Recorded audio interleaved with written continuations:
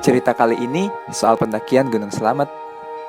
Ya, gunung tertinggi di Jawa Tengah tersebut akan menjadi objek cerita ini.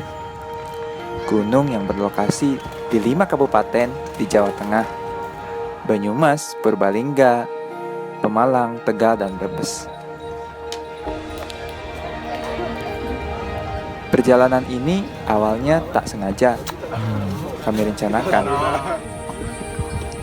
dengan teman-teman dari anak-anak SMA, teman-teman dari banyak teman dari sekitaran rumah. Dan kemudian kita berempuk untuk pergi ke Gunung Slamet.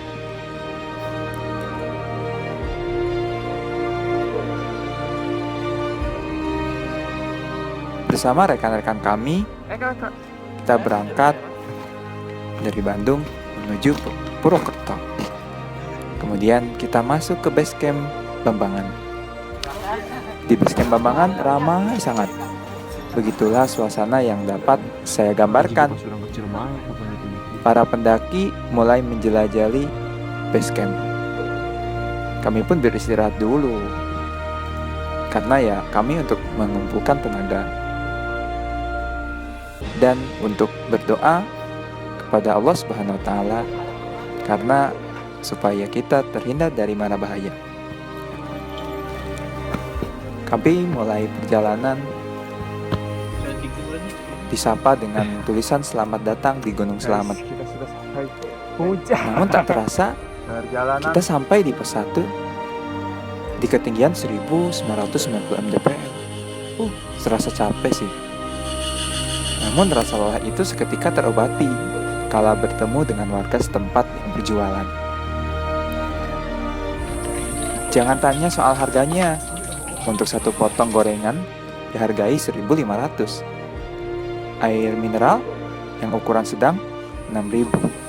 Ya wajar, karena mereka butuh perjuangan untuk membuka warung di ketinggian 1990 mdpl ini.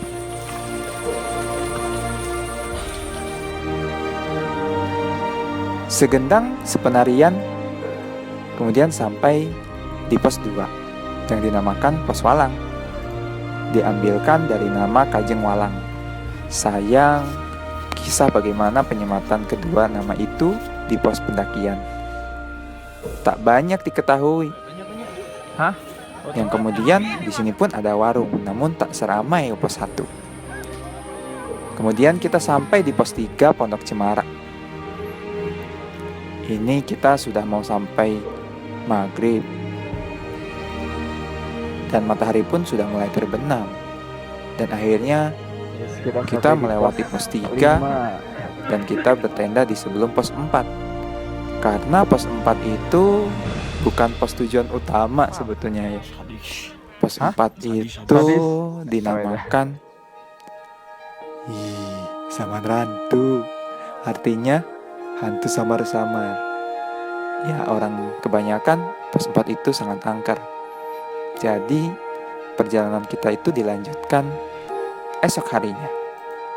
Dan tenda pun kami tinggal di pos 3 demi kenyamanan dan keamanan kita bersama.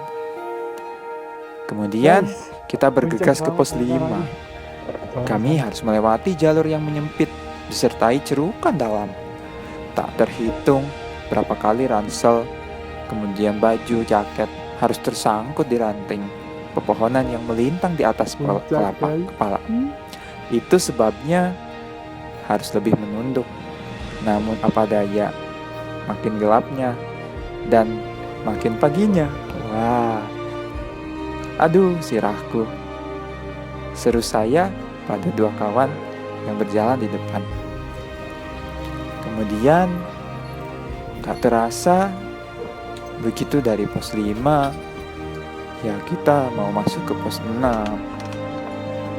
Kemudian saya pun mengusap-ngusap. Masih terasa kepala saya sakit. Dan di pos 7 kita sampai. Nah, kemudian di pos 7 itu kami memilih beristirahat terlebih dahulu. Hari semakin cerah, pagi pun semakin meninggalkan kami.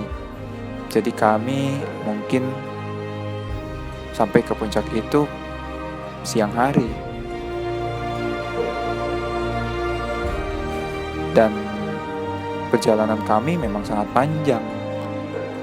Dan itulah sekitar 8 jam, mungkin 15 menit kami baru sampai di puncak.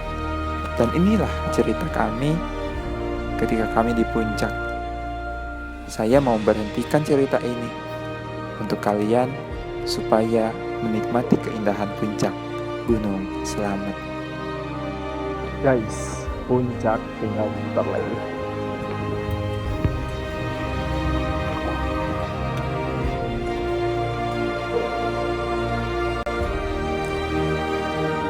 Selamatku sayang, selamatku malang. Kegagahanmu telah memudar di bumi pertiwi. Keelokanmu tertoreh cabikan oleh tangan penguasa penggila materi. Sungguh ironi, terdengar tangis terseduh-seduh pada belantara yang mengadu. Sebab tertebas habis indahnya. Tercukur pula rimbunya. Binatang-binatang meliar seolah tak terima akan perlakuan itu. Kau kemana kan harga dirimu? Sudah menumpang juga tak malu-malu. Menggunakan kuasa untuk merampas ganas yang bukan milikmu. Dasar kau serigala berjubah kuasa. Hadirmu bagai api dalam sekam.